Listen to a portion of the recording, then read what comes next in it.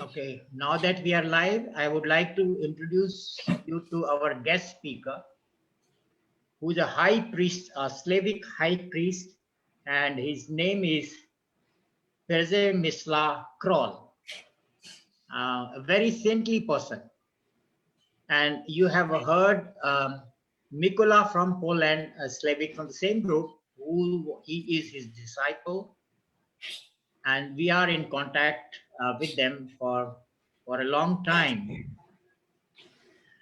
I would request our guest to have a little patience, because I would like to give the introduction in Hindi first and followed by English. तो आज हमारे बीच में Slavic जो है एक cult है जो यूरोप में है, और उनके जो बहुत बड़े पुजारी हैं, और उनसे आपका मिलान हो रहा है, और उनका आप प्रेजेंटेशन भी देखेंगे। उनका नाम है प्रेजेमिस्लाव क्रॉल, पोलैंड में रहते हैं। और मैं आपको बताना चाहूंगा कि ईस्टर्न यूरोप के अंदर, जिसमें अनेक देश आते हैं, जिसमें पोलैंड है, चेक रिपब्लिक है, स्लोवेकिया है, यूक्रेन है, बेलारूसिया है, और सबसे महत्वपूर्ण रशिया है, यहाँ स्लेविक लोग रहते हैं। जैसे हम आज मानते हैं कि हमारा हिंदू जो है, जो आज भारत में रहते हैं और पहले और भी अन्य देशों में भी रहते थे, तो वैसे ये सारे इन देशों में रहते हैं।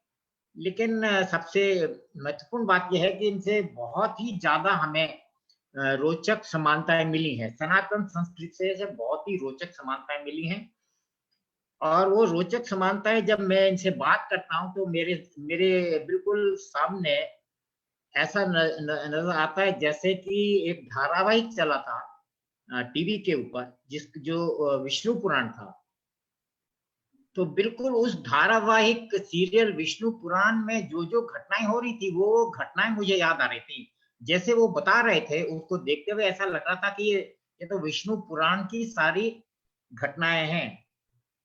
अब ये इनके निरंतर ये माउंट मेरू को जो है उसको भी मानते हैं, और जम्बू द्वीप को भी मानते हैं। नाम जरा सा फर्क है, लेकिन इंद्र भगवान को मानते हैं, पेरून है, और इनका भी है। जैसे हम बोलते हैं हमारे प्रमुख देवता हैं, तो वैसे ही इनके 4 प्रमुख देवता हैं, जो वो कहते हैं कि वो जिसको एक्सेस मुंडी है, वो उसमें 4 बड़े देवता ऊपर हैं, जिसको वो स्वर्ग है अपन कहते हैं। इसी तरह हमारे यहाँ नरक भी होता है, तो इनको अंडरवर्ल्ड है, वहां पर हमारे भी असुर हैं। तो जो स्वर्ग में इंद्र है, इंद्र भगवान है, और असुरों के साथ निरंतर युद्ध होता है पूरे विष्णु पुराण में।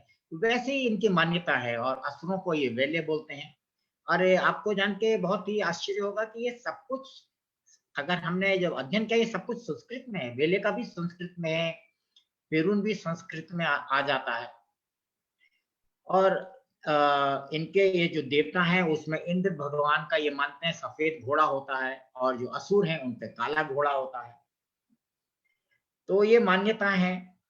और उसके बाद आकाश, उस पूरे जो है स्वर्ग को ऊपर से एक चिड़िया है, विशाल चिड़िया, जो उसको प्रोटेक्ट करती है। और वो विशाल चिड़िया क्या है, उसको वो बोलते हैं गगन। तो हम बोलते हैं आकाश, हम आकाश बोलते हैं, और हम उसको गगन भी बोलते हैं, और आसमान भी बोलते हैं। तो हम उसको गगन क्यों बोलते हैं, आज तक मैं इसका विश्लेषण नहीं कर पाया। लेकिन जब हमने इनको सुना, तो ऐसे अनेक चीजें हैं जो हमारी उनसे मिल रही है। और जैसे स्वर्ग है, तो स्वर्ग को ये देवी देवताओं में मानते हैं। इसी तरह गगन है, वो एक वृक्ष को मानते हैं। वैसे इनकी कल्पना है, एक नदी है जो आसमान से पृथ्वी पे आ रही है, ऐसी मान्यता है इनकी भी। और वैसे ही जिस तरह हम वट वृक्ष को मानते हैं, वैसे ही देवताओं को एक वृक्ष को भी मानते हैं। वट वृक्ष ब्रह्मा जी का वृक्ष है, और ओक का वृक्ष ये इंद्र भगवान के वृक्ष को मानते हैं। और इतना ही नहीं, उसके अंदर पृथ्वी के ऊपर एक सफेद पत्थर है, जैसे शिवलिंग है वैसे शिवलिंग को मानते हैं। ये मानते हैं एक कुआं है, उसके अंदर सफेद द्रव्य निकलता है, जैसे हम शिवलिंग के ऊपर हम दूध अर्पित करते हैं, वैसे ही वो द्रव्य, सफेद द्रव्य जो है वो उनको ये लोग अर्पित करने की कल्पना करते हैं। और उस पूरी चीज को, ये इनका मंदिर है, उसको सर्वेश्वर शिव भगवान स्वयं प्रोटेक्ट करते हैं। वो सर्वेश्वर के रूप में है और वो उसको सर्वेश्वर को वे ग्रिफिन बोलते हैं। तो आप देख सकते हैं कि कितने ज्यादा इनके हमारे मिलते हैं। और हमने एक एक पर्वों को देखा, तो हमारा संवत्सर इनका ईस्टर से मिलता है, उसका एक्सप्लेनेशन हम बाद में देंगे। उसी तरह अभी आप देखिए, हमारी जो नवरात्रे आते हैं और अष्टमी आता है, और वो अष्टमी के दिन हम कन्याओं को बुलाते हैं भोजन के लिए। वैसी प्रथा है, हम जैसे मनाते हैं वैसी नहीं है, लेकिन सेम प्रथा है। वो छोटी छोटी कुंवारी कन्याएं जाती हैं, हर घर में जाती हैं, एक वृक्ष की टहनी लेके जाते हैं, एक विशेष वृक्ष की टहनी लेके जाती हैं, फूल लेके जाती हैं, और उनको वहां उनको गिफ्ट्स मिलती है। और इसी तरह अगर आप देखिए दक्षायन आता है, तो दक्षायन में इनकी कल्पना है, इनकी कल्पना, इनकी कविता है, जिसमें एक नदी का वर्णन आता है। और उसी समय आता है जब दक्षिणायन में है, तो हमें उसमें इनको जोड़ते हैं, तो गंगा दशमी या गंगा दशहरा का वर्णन आता है। तो ये इतनी ज्यादा समानता है। और हम मोक्ष धाम बोलते हैं, तो ये मोक्ष, पृथ्वी को मोक्ष बोलते हैं। हमारे यहाँ पे जब परिवारजन की मृत्यु होती है, तो हम बोलते हैं मोक्ष धाम ले जा रहे हैं। तो ये कहते हैं कि जो अपना शरीर है पंचतत्व में, और पंचतत्व मतलब पृथ्वी, तो वो उसको मोक्ष को बोलते हैं, वो पृथ्वी को मोक्ष बोलते हैं, स्वर्ग को स्वर्ग बोलते हैं। तो इतनी ज्यादा समानताएं हमारे बीच में है, और ये आस्ते आस्ते निकल के आ रही है हमारे सामने। तो इतना मैंने जरा हिंदी में परिचय दिया, अब मैं इसको इंग्लिश में बोलूंगा। तो firstly we welcome the high priest of Slavic from Poland, Mr. Przemyslaw Krol. He's the high priest in Poland. And we had the first lecture from a Slavic young dynamic worker, his disciple. His name was Mikola. And we heard him first time about the Slavics. Slavics are in Poland, Czech Republic, Slovakia, Ukraine, Belarusia, Russia. So you can say the almost big chunk of Eastern Europe is with the Slavics. Russia itself is a very big country. So we find many similarities, especially when I was talking to them, or when I talk to them, we talk to them regularly, and we talk to them, then I was visualizing there was a TV serial which was on Vishnu Purana, and on that Vishnu Purana, the TV serial, the same thing, same concept, same stories. I was imagining how Indra is fighting with Asura. They call Indra Perun, they call Asura Vele, and they have concept of Mount Meru, also Jambu Dvipa, they call Huyan. And so they have same many ancient concepts, like the 4 gods are in Swarga, and then they have the underworld village. So the 4 important gods, yeah, we can also say 4 important gods. We also have 4 important, and so for them, the Indra is also one of them, and he has a white horse. There's an ancient sanctuary which was found, and it has a white horse with Indra. Similarly, the underworld, the Asura, the village, they have a black horse. And so this kind of ancient sanctuary has been found, and they are still doing a lot of research work on that. They also believe in oak tree. I had given a lecture on oak tree. How important is oak tree for the people in Europe? Whole of Europe, it's a very sacred tree, oak tree. And Indra is the god, like we have Vatraksha, and Brahmaji is the god of Vatraksha. So the oak tree is similar. And under that tree on the earth, they have a white stone like Shivlinga. And next to it, there is a well which has a white fluid, or we can say something like milk. So they worship that white linga. They pour like we offer milka to Shiva. Similarly, that white fluid is offered to the white stone, which is the temple, and the temple is protected by Shiva in the form of Sarveshwara. Sarveshwara, also called Pakshiraj. So, but they call him Griffin. So the Griffin, it protects them. They also have a concept of, we call Akasha, we call Asman, and we also call Gagan. Why do we call Gagan? So they have a mythological concept that Gagan is a very big bird which protects the cosmic tree. And they also have a concept of a river which is flowing down from heaven to earth. So many common things. Similarly, we found that we have Samvatsara, the New Year, so they have Easter. And similarly, during the Navratri, we invite young girls to have meal with us. So they have the similar concept. Almost during the same time, the young girls, they carry some flowers and a tree branch of a very special tree, and go to many houses, and they get gifts from those houses. Almost similar festival. So there are so many common, and it's the days are matching, almost similar. Similarly, during summer solstice, we have the Dakshayana, they have many other festivals, they have many other celebrations, but at the same time, they had a poem which mentions of a river, which they forgot why this river mentioned. Then we told them that during that time, we have Ganga Dashmi or Ganga Dashera. So slowly we are finding there's so many similarities. I can't narrate it just few minutes, but so many similarities we find, and I find it is something like Vishnu Purana, almost like Vishnu Purana. So I welcome our High Priest, Slavic High Priest, Przemyslaw Krol, to give his presentation, and please welcome him. Thank you very much. Thank you for this beautiful introduction. I'm glad and honored to give this lecture today. The title is Rodnovery, Living Continuation of Slavic Spiritual Tradition, and I will present from Association of Pomeranian Rodnovers Jantar, which is my group, of which I am the priest. My presentation is divided in 3 parts. In the first one, I will briefly outline the sources on which the contemporary Rodnovery is based.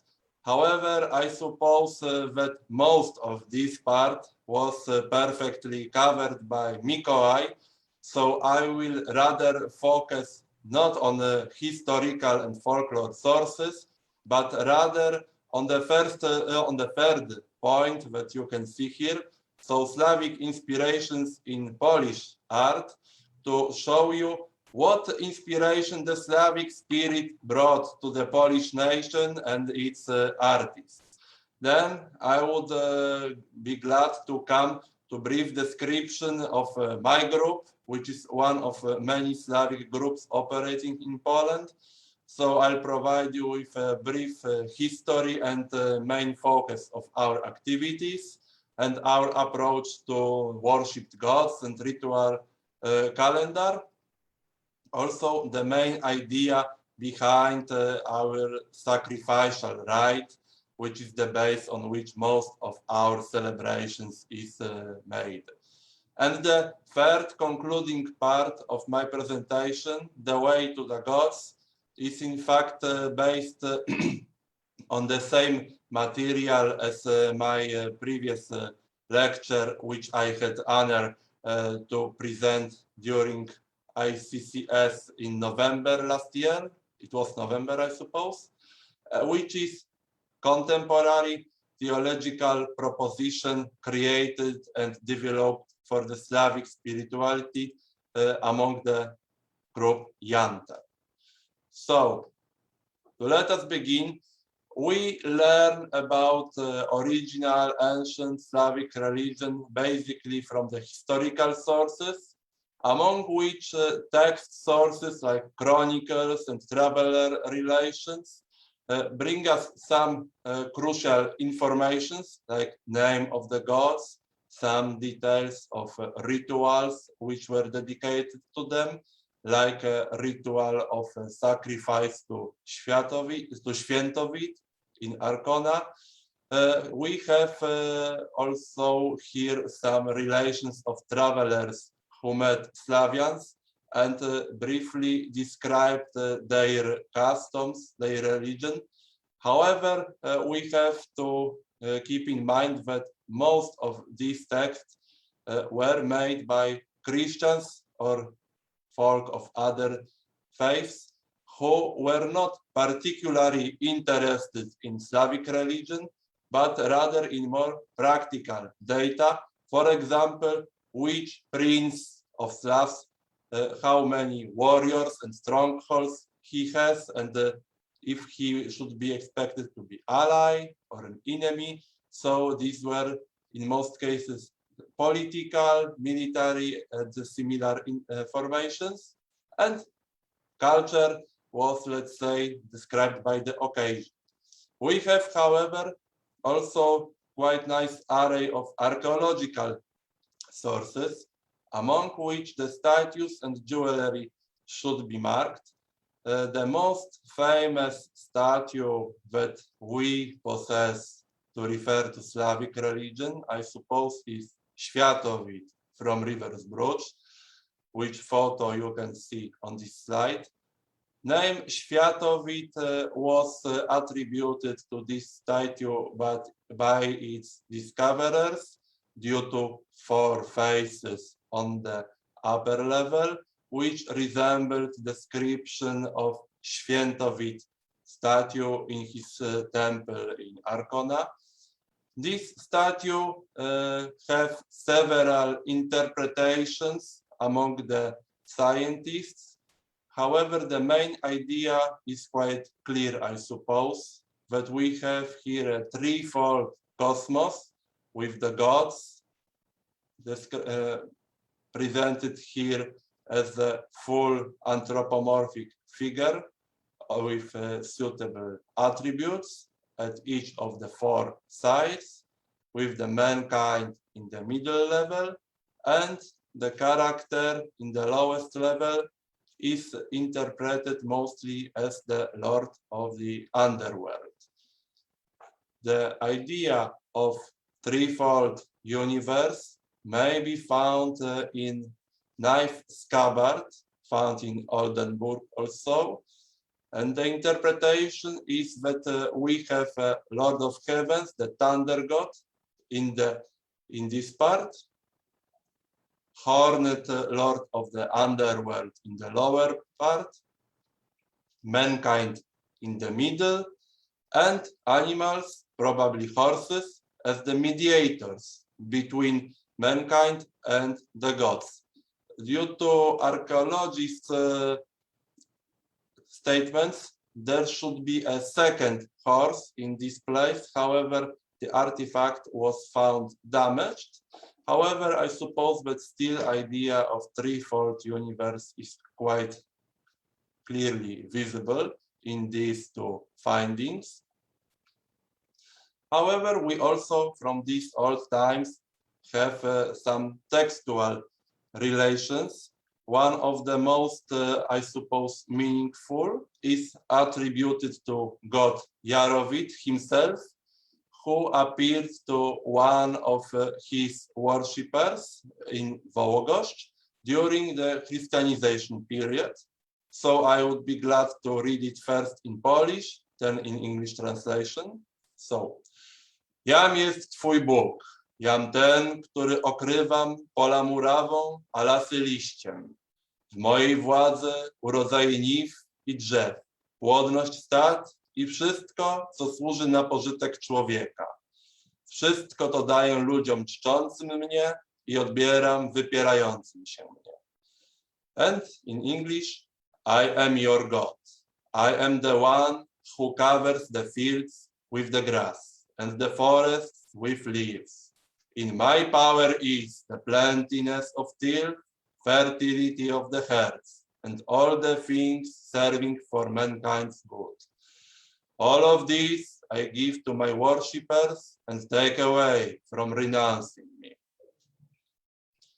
So this is one relation from a chronicle of the early medieval. However, the medieval and ancient sources on their own would not allow us to reconstruct Slavic faith in its more complete form. So we gladly use folklore material with folk festivals and celebrations, which show us what was the original, based on the rustical phenomena, ritual calendar and the social rites and the rites of passage connected with getting maturity, marriages, and the funerals also. The oral culture of our folk is, I suppose, the most rich source for us. So the songs which were sung not only at ritual and religious occasions in huge amounts, but also during everyday activities, during work, during people's joy, etc. Folk tales also, which preserved for us the structures and characters from our mythology, and the prayers, which are far away from those taught by the church to Slavic folk, and which show us the way our ancestors prayed to their gods.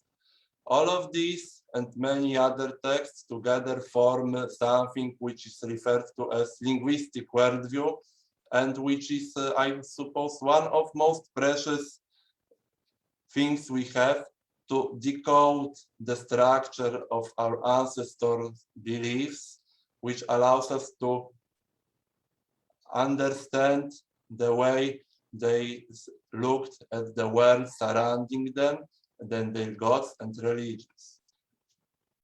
Here is the ritual poem dedicated to god Yarilo. I suppose it was written down around 18th century. I'm not sure at this moment. I apologize for this. It is commonly used by contemporary rodnovers during festivals dedicated to god Yarilo. So first in its Polish version. Włóczył się Jaryło po całym świecie, rodził żyto w polu, łodził ludziom dzieci, a gdzież on nogą, tam żyto kopą, a gdzież on na ziarnie, tam płot zakwitnie. And in English translation, it would be more or less like this. Wandered Yarilo all over the world. He bore the rye in field, big as children. Where he stepped, there the rye rose. Where he's on the seed, there the ear will bloom. So from this simple ritual poem to god Yarilo, we see his spring potential and his fertile power. However, we could not be able to use this rich source which folklore is if somebody would not gather it. The first man who actively sought to recover the Slavic faith from the darkness of the past to make it bring its light to modern times was originally Adam Czarnocki. However, he's better recognized as Zorian Dołęga Chodakowski. Chodakowski was not an academic ethnographist or historian. He was fascinated of Slavic culture. He gathered folklore, songs, and folk tales. So one of his writings o Sławiańszczyźnie przed chrześcijaństwem, which I would translate in English of the Slavia before Christianity, was his, let's say, main writing. And in this, he noted following words. You need to bow low, below peasants' thatched roof, in distant lands. You need to join his feasts, joys, and adventures. There, in the smoke, lingering over the heads. Still old rituals dwells, old songs are sung, and within their simple dances, forgotten God's names sounds. In this bitter darkness, you still can see the three moons shining, three virgin auroras, 7 card stars. Chodakowski's statements was quite optimistic, slightly too optimistic, and led a part of his successors to over-expect what they can find in the folklore, as some of them believed that then there they will find directly untouched and preserved like a bug in an amber, old Slavic faith. Well, a bit too optimistic, however, not too much, because after a slight post-processing of the folklore, we can easily find the basic core structure of a Slavic faith.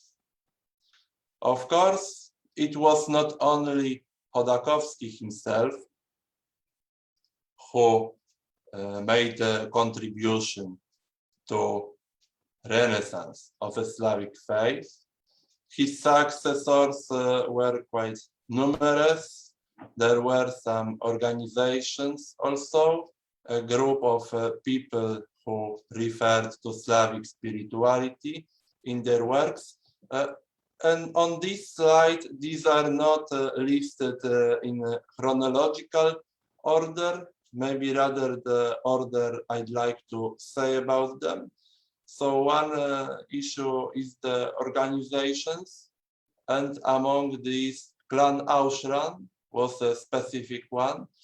They were not aiming even to the Slavic beliefs directly, but rather to Indo-European, in more general meaning, from the stage before particular Indo-European nations differentiated from it.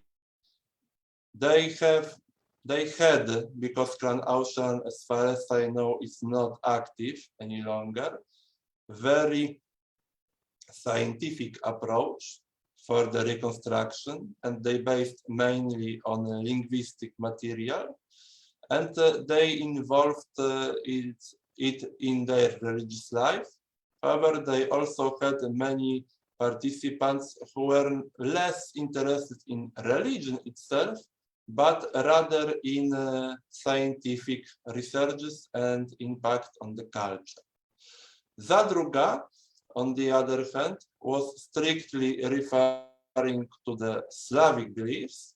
However, they joined it very strongly with political ideas, and next to the religious concepts, Zadruga also was, and in fact still is, strongly involved in political, economic, and social programs, which they developed in their own idea, however, slightly apart from also strictly religious interests. A very specific group, which is no longer active, unfortunately, is a Horned Heart tribe. On this, I will give a few words in subsequent slides. However, Horned Heart tribe was not a religious group. It was a group of artists founded by Stanisław Szukalski. However, what was their contribution to development of Rodnovery was referring to the Slavic pagan past of the Poland, and indirectly contributed to development of this what is contemporary Rodnovery. There were also some other groups, however, these are best recognized, I suppose. And even if they did not directly sometimes aim to form Rodnovery in its religious aspect, they, let's say, made the way for it more clear. They found some concepts which were later appreciable for Rodnovery. It is also the case for very, let's say, variable group, which are called thinkers. That these were philosophers, Maria Janion, for example, a literature professor, Dołęga Chodakowski, I told you already who he was. There were also much more people who independently were basing in their works on the Slavic spirituality. Currently, in Poland, we have quite a lot religious associations basing on the Slavic faith. Some of them have a formal status recognized by Polish government. The one which is no longer active, however, played its role in 20th century was Koło Czcicieli Światowida, so Circle of Światowid Venerators. However, nowadays we have two active major religious associations of Slavic faith in Poland. So Rodzima Wiara, native faith, Słowiańska Wiara, Slavic faith, and Ród, you can translate Ród as a clan or family, which is in a registration stage, and Jantar is participating in it.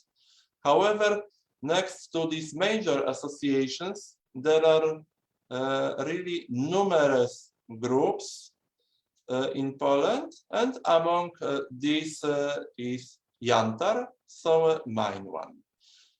And now I'd like to pass to next part, because that there are no artists listed on this slide is not a mistake of mine. It was intended, because now we would go to them. One of the first artists basing on the Slavic elements in his art was Marian Wawrzyniecki, who is also sometimes considered to be a precursor of Rodnovery, also because he openly affirmed importance of Slavic religion, Slavic heritage for Polish people.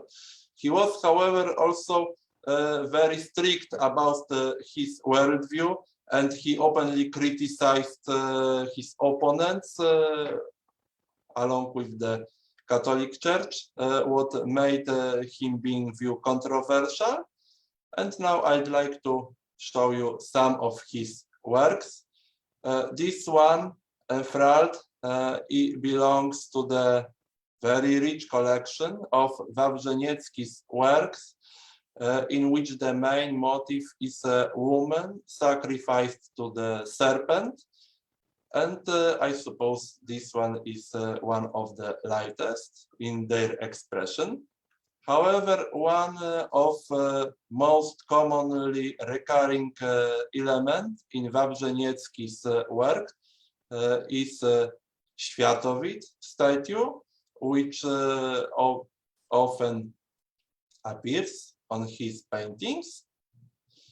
And the very sad one, giving his expression on the religious situation in our country and the non-peaceful way it was done during the conversion. The next artist, of whom I did not find any information if he should be considered to be a Rodnover, however, who was strongly inspired in his work by Slavic culture. He is an author of at least 3 series of works based on Slavic culture. So the one is Teka prasłowiańskich motywów architektonicznych, so the folder of Old Slavic architecture, Kraina słowiańskich baśni, Land of Slavic folktales, and Bogowie Słowian, the Slavic gods, from which I'd like to show you some works. This is the cover of this folder, in which we can see the statue of Świętowid with a drinking horn and a sword, so his attributes written down to be present in his Arcana shrine. And here also Światowid, the god riding on his white horse, which was kept at his shrine for divinations. These divinations were done mainly before declaring the war, to check if the god is willing to support his people in this conflict. However, also the private businesses were often preceded by such divination. Here we see the depiction of Jarowid holding his shield. From historical texts, we know that in his shrine there was a golden shield kept, which was taken from the shrine only during the war as a sign of victory. Chronicle material did not give us a closer description of Jarowid's shield. However, this is a vision of Jakubowski. And here is his vision of Perun, our thunder god, keeping a thunder emblem in his hand. The next artist, of whom I strictly know was not by religious rodnover, however was still strongly inspired by our culture, is Zofia Stryjeńska, was author of cycle Slavic deities and a rich series of folk festival illustrations. And also she designed a shrine based on the Slavic architecture called Vitezion, but unfortunately I did not find suitable illustrations for this one. There is Stryjeńska's vision of Perkun, which is sometimes considered to be the common god between Slavs and Balts, only worshipped by slightly other names. And we can see that this vision is entirely different from the more classical one, I would say, of Jakubowski's. However, still presents the great inspiration of all the gods which were given to Stryjeńska while creating this graphic. And the more representative and better recognized nowadays, I suppose, showing folk festivals. This one, losing the flower crowns, probably during Kupała night, where the boys looking at the girls, hiding behind them, and waiting to take the flower crowns from the river, because by the tradition, girl and the boy who taken her flower crown from the water made a couple for Kupała night. Here we have Dożynki, so the harvest festival, with offering to the heir, the field owner, such a crop circle after finished harvest. And winter carolers with the star, which shows our beautiful tradition of carolers. So groups of youngsters wandering from one house to another with songs and small spectacles. You can see them holding rods with mythological images here of the goat and the star, which was in the title. They came to the house, sang the songs, and were given gifts, food, money, etc. And their songs were in fact the blessing they brought with them, and they mainly referred to the times of mythological beginning of the world itself. The very important character who himself was not a Rodnover, but was the founder of Horned Heart tribe, Stanisław Szukalski, or as he referred to himself, Stach of Warta.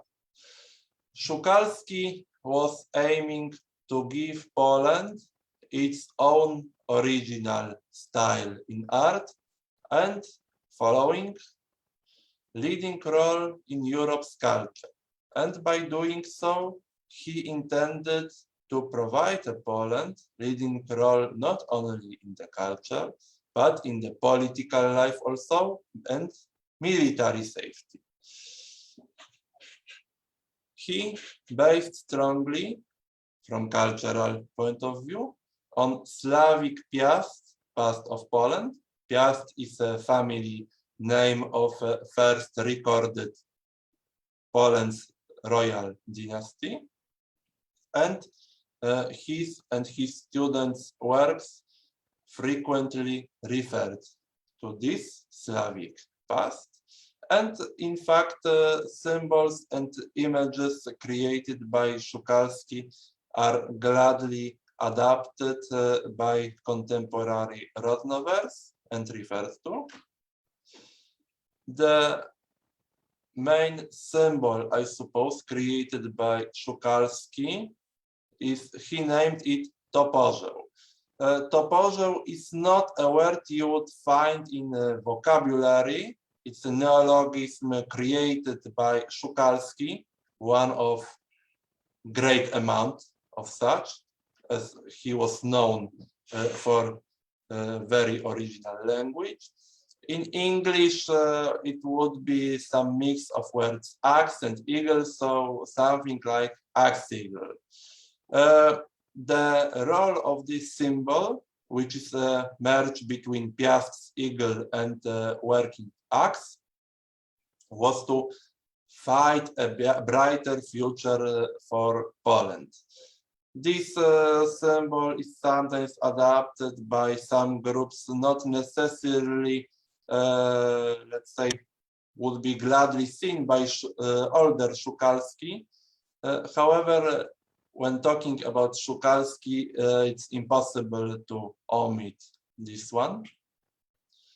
One of better known sculptures of Szukalski, because Szukalski is most often recognized and he refers to himself as a sculpturer, first of all. And this is only a part of Bolesław Śmiały, so Bolesław the Brave, one of former rulers of Poland. So you can notice here a slight influence of pre-Columbian America aesthetics in this sculpture, and it is the case for most of his sculptures. However, Szukalski also created a huge amount of sketches and drawings. One of these is the heritage, on which we see three generations, a grandfather, father, and a young boy, with the tradition passed down. At the breast of the boy, you can see Toporzeł symbol. And this one is Szukalski's proposition of Warsaw Mermaid statue. It's his design. Warsaw Mermaid is one of quite important characters from our folk tales and folklore. And it is even nowadays used as one symbol of Warsaw, the capital of Poland. But please take a look at the base of the statue. Here you can notice a head resembling ones from Easter Islands. It is because Szukalski also developed very rich and widely documented theory that mankind emerged from Easter Island. This theory is not supported by current science. However, Szukalski made his researches on his own and illustrated it also with very rich illustrations. And he created several tomes of his researches. And his theory, Zermatism, even as it is not supported by science, it still stands quite original part of his creative art and gave him inspiration to numerous designs and works. And now, the last of artists I'd like to tell you about, Franciszek Frączek, or as he refers to himself, Słońcesław of Żołynia. He's one of Szukalski's students. He openly called himself followers of old gods. It was his religious affiliations. He was also aware of ecological problems, and he was a collector and preserver of culture and folk tales from his region, and he's author of such works. Jeżeli zgubiłeś drogę i chcesz ją odnaleźć, posłuchaj tętna ziemi. Jeżeli ogłuchłeś na jej głos, szukaj go w mitach ludu. If you have lost your path and seek to find it, listen to the pulse of the earth. If you came deaf to her voice, look for it in folk myths. Frączek was a peasant's son, so he spent, I suppose, most of his life in the village, Żołynia, and he has seen and experienced the difficulties of a harsh farmer's life. The old farmer is his expression on this. It's not the only painting on which the farmer is depicted by Frączek as rooted in the soil, in the ground. Here, however, Frączek gives his expression on the state of folk culture, of erosion of tradition, and please note this man in the suit and cylinder. Look at his feet. He does not wear shoes. He do not have feet. Here's a bird's talons and here's the hoof, because it's not a man, it is devil. Referring to Slavic beliefs, the devil, while hiding as a man, always has some monstrous attribute with him. And in Frączek's paintings, the devil frequently is depicted exactly like this, like a suited man with a hat and with talons and hoof. This is, on the other side, also Frączek's expression on, I suppose, erosion of native religion, the grove of Świętowit, where we see a god statue, directly referring to this brooch statue, and Catholic priest chopping down a tree in his holy grove. So one more of quite sad creations of our artists. And last self-portrait of Frączek, who is presented here.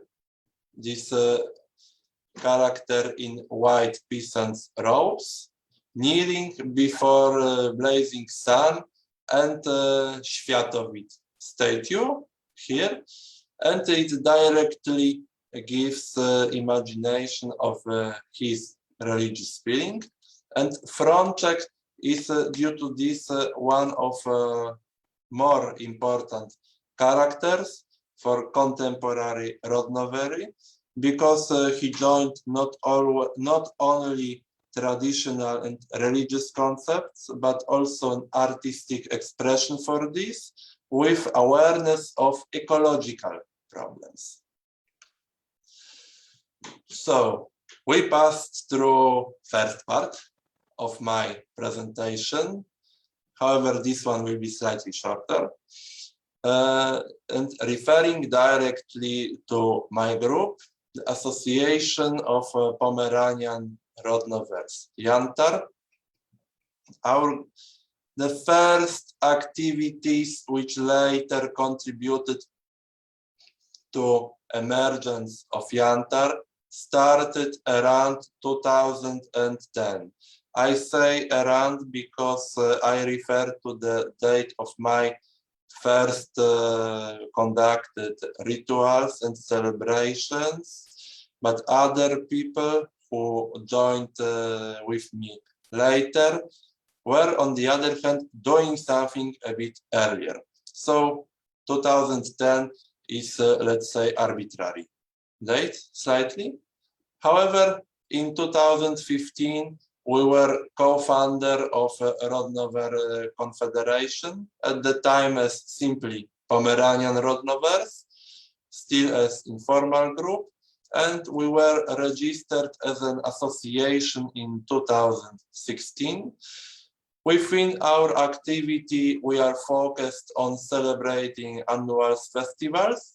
Currently, we have 14 a year, but this 14 refers only to groups' annual celebrations. We also sometimes meet on some particular occasions, like need for praying for a rain in times of a drought. Sometimes we meet also for some, you would call it, meditation session in the forest, etc.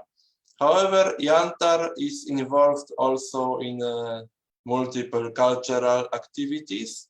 One of these is spiritual harvest, run mainly by Mikołaj.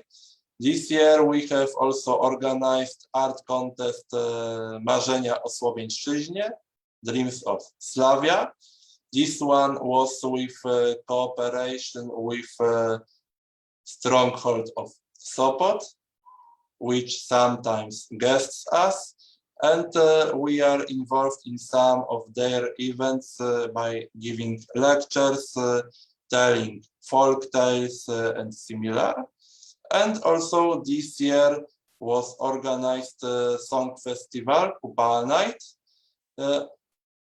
which attracted quite a lot of people, and occasionally, dominantly, as accompanying our festivals, we organize lecture referring to our culture and religion. If it is about our pantheon, most of our gods are derived from medieval chronicles. Some of them are, however, also of a bit later origin, based on folklore. And most of our gods have their annual festivals dedicated to them. And main gods of our pantheon, if I would be to name such, would be the smith who forged the shield of the sun, who made it, and who is father to the Thunderer and the Horned Grandfather. The Thunderer, who's a victor over the serpent, and the freer of the waters, who freed them during the spring's first storm, and the Horned Grandfather, who is Lord of the underworld, but also a caretaker of the herds. These two, the Wanderer and Horned Grandfather, are also co-creators of the world of the mankind. And the Moist Mother Earth, who can be considered to be a mother of life itself. We, of course, have many other gods and goddesses, but I suppose these four are recognized best and are worshipped during most of our festivals. Besides them, we also worship our ancestors, dziadowie. They have their separate festival, which is also called dziady, so similarly as themselves.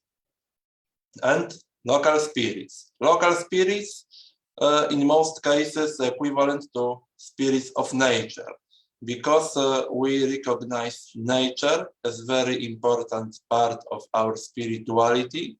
So if we are guests at the forest, at the meadow, we find it necessary to say greetings to our hosts, the local spirits, and to pay respect to them also. As I said, we have numerous festivals. The main ones are based on a solar calendar. So Szczodre Gody during winter solstice, when the world is destroyed and created anew, along with dying and rebirthing sun. Jare Gody during spring equinox, when the Wanderer stands victorious over the serpent. Noc Kupały during the summer solstice, when we celebrate the wedding of Jariło and Marzanna. And Święto Plonów, the festival of harvests during autumn equinox. And other celebrations are based either on lunar calendar or some other days which are determined either by folk or our own tradition. And example of such lunar-based festival is the one dedicated to our moon god, which is held at May new moon, and Festival of the Thunderer, which is kept around 12th of July.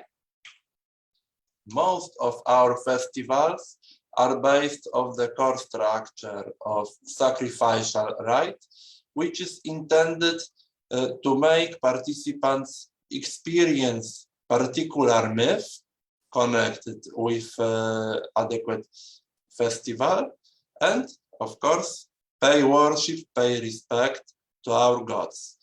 We sing very much during our celebrations because almost each part of the ritual has suitable song, like a purification of the participants.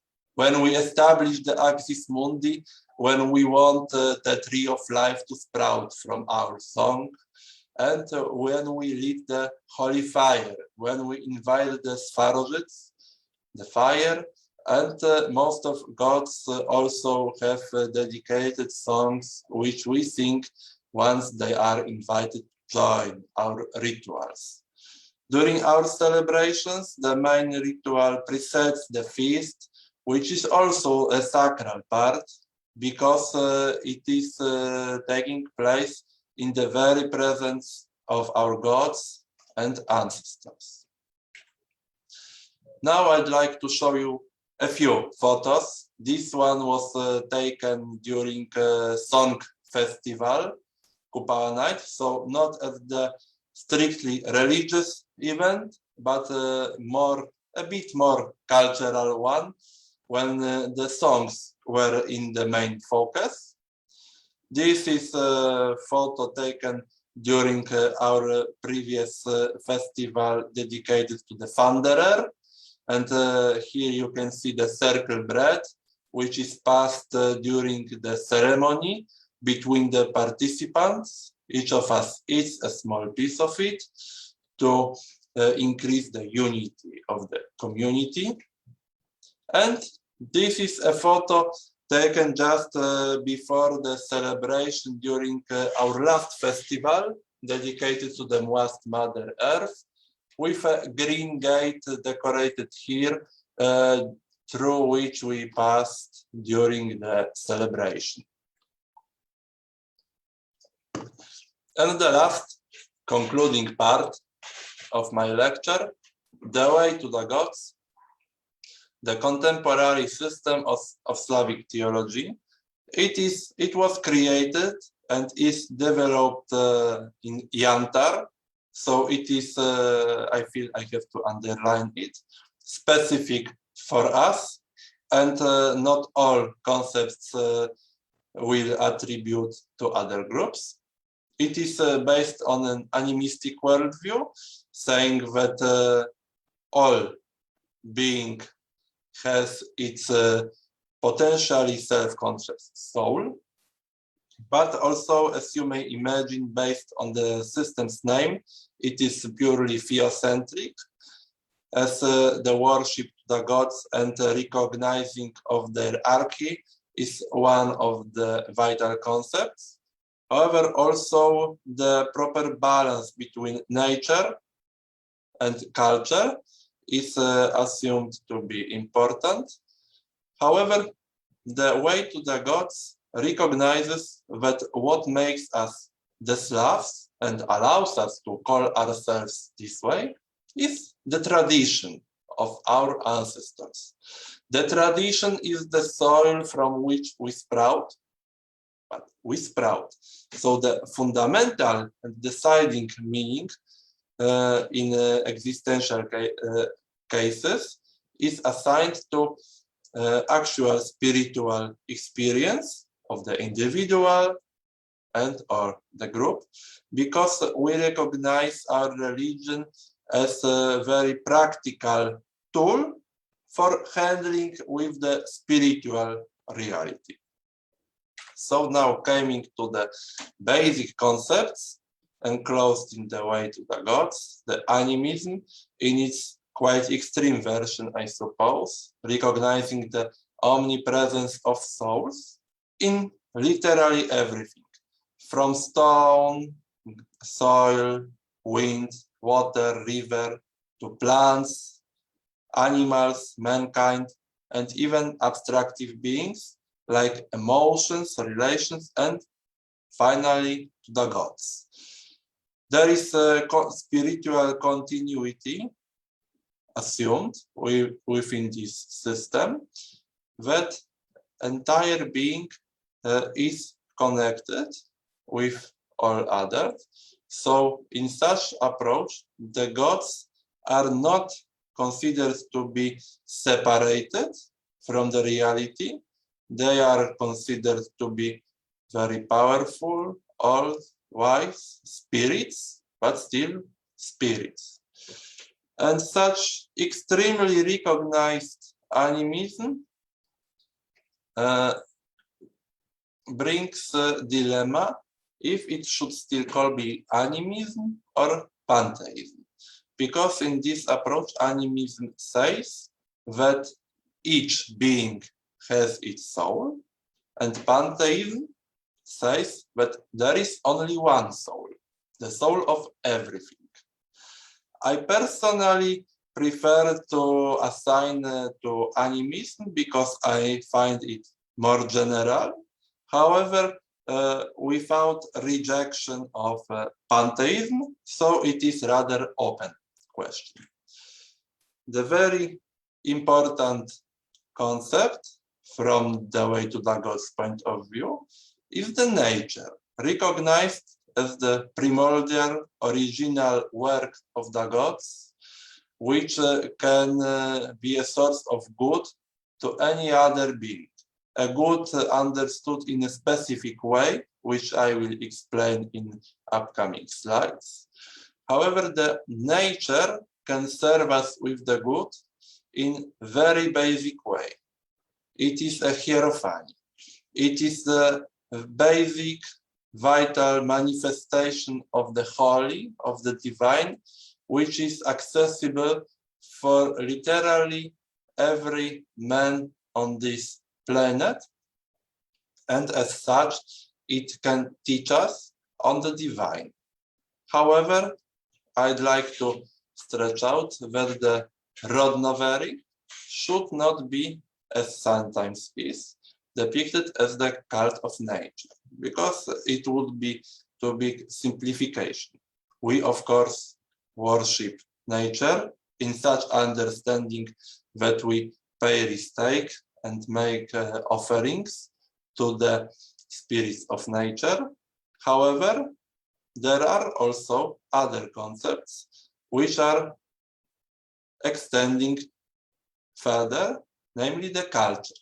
Even our gods, who are directly involved in the nature, are involved in the culture also.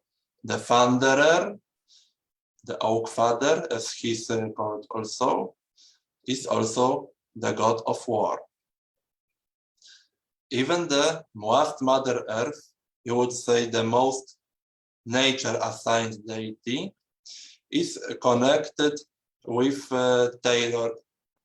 I forgot suitable word for it, but she's connected with tailoring in our culture, and the smith himself, the first of the gods, is literally God connected more with the culture than with the nature. So Rodnovery includes elements of the cult of the nature, but cannot be reduced to it. Very important thing are our myths, which form a holy pattern which is reactivated during our rituals, and which is a model given by the gods, created by them and their actions, which the reality, correctly operating reality, follows. And from our myths, there are some basic concepts which we can conclude. So the circular, cyclic nature of time. In the nature, most of the phenomena are cyclic in their character. So you have year seasons daring one to each other, day and night cycle, the generations which sprout next generations and die out to make place for their offspring. The universe is threefold in our mythology, which you could see, for instance, on the Światowid statue, which was inspired by mythological worldview of our ancestors. Also, the duality of cosmic forces. Some of our most important myths are these involving the Thunderer and the Horned Grandfather, which are opposite but supplementary, and have to cooperate to create something new. Also, the community in which the individual operates and exists is very important, because the community creates an environment for individual, and the individual may contribute to the development of the community. The community among which he or she has the basic currency, the fame and reputation, what brings the necessity of honorable and just actions. The community also provides an individual with the tradition it preserves, and which may serve as a source of experience and knowledge for subsequent generations. And concept of the good, the basic concept on which the ethics system may be constructed, and the good within the way to the gods is simply defined as everything which makes the one come closer to the gods. Closer in the context of spiritual condition and action within the community and the entire cosmos. The ethics system defines several obligations for the individual, of course, before the gods and ancestors, but also with reference to nature, other men, and to oneself. And these all are defined in such way to make the individual, to make the good for oneself and his or her surrounding.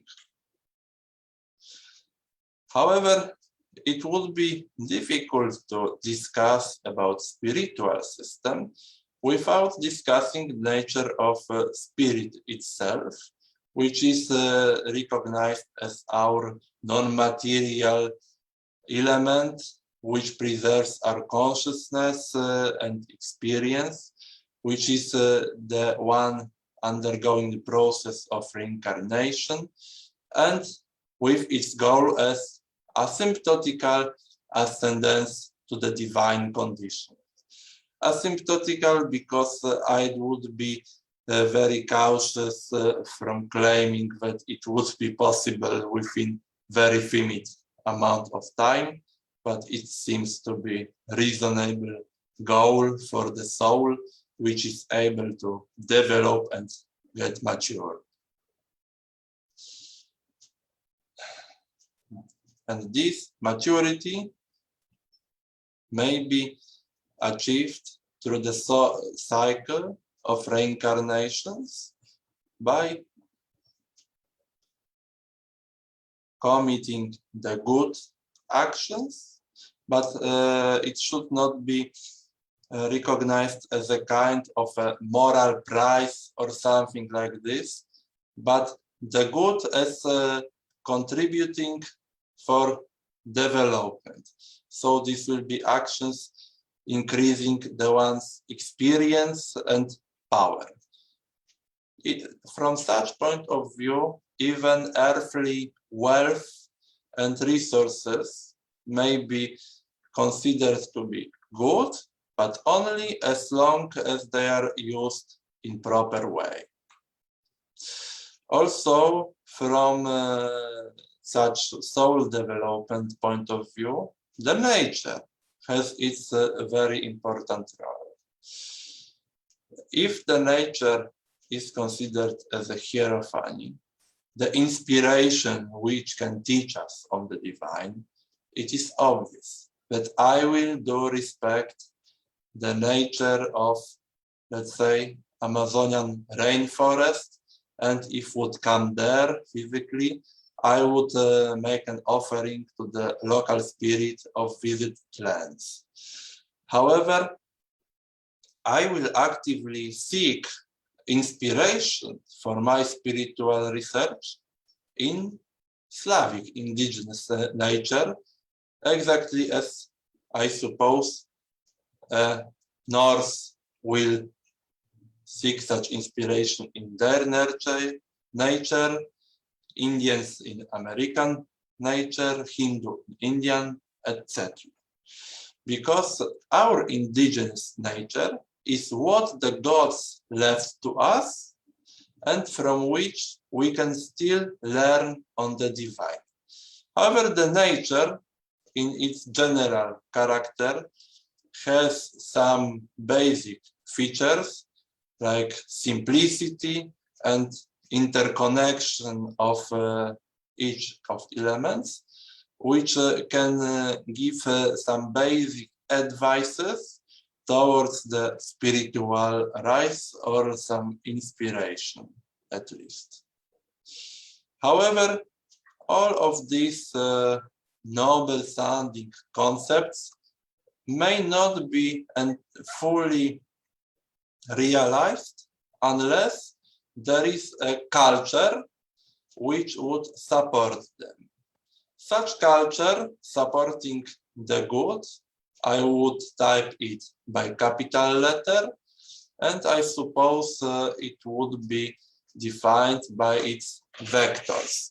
Vector of culture is rather my concept. I'm not sure if it functions in academic science over the culture. However, I like to think of it as a kind of a force field affecting the individual located in the culture and making the individual more like to take actions in a particular direction. So two main directions, I would call them mythology and prophet. The prophet understood in very earthly way, which is of course important and vital for survival, especially when surrounded by profit-oriented neighbors. And mythology, very widely defined.